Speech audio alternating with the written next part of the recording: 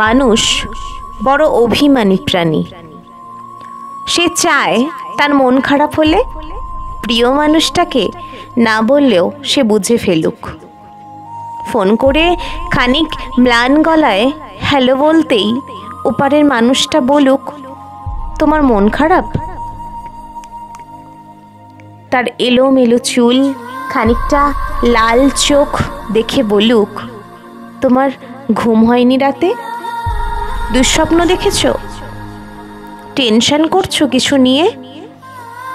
সে চায় মানুষটা বুঝুক কখন শক্ত করে বুকের সাথে চেপে ধরতে হয়, চোখের সামনে আলতো করে হাত ছুঁয়ে বন্ধ করে দিতে হয় চোখের পাতা।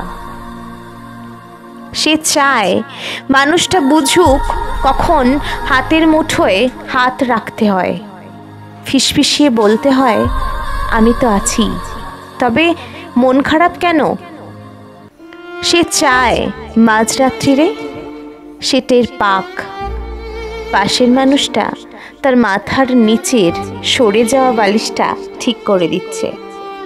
শেষ রাতে যখন খানিক হিম নামে তখন জড়িয়ে দিচ্ছে ওম চাদরে।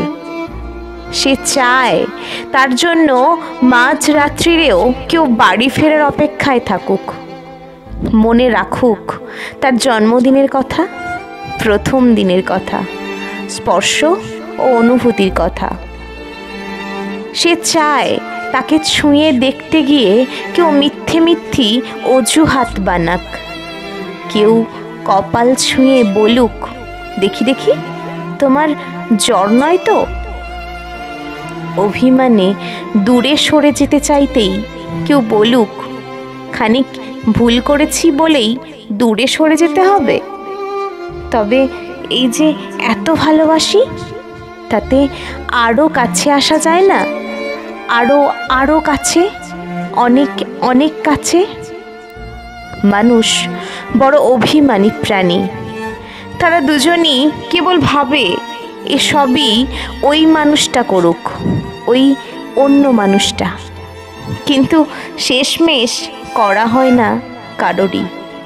তাই কাছে আসার রঙিন দিনেরা ক্রমাগত দূরে যাওয়ার ধূসর বিবর্ণ গল্প হয়। মানুষ বড্ড অভিমানী প্রাণী। অভিমানে সে ক্রমশই দূরে চলে যায়, বুকে পুষে রাখে এক সমুদ্র আক্ষেপ।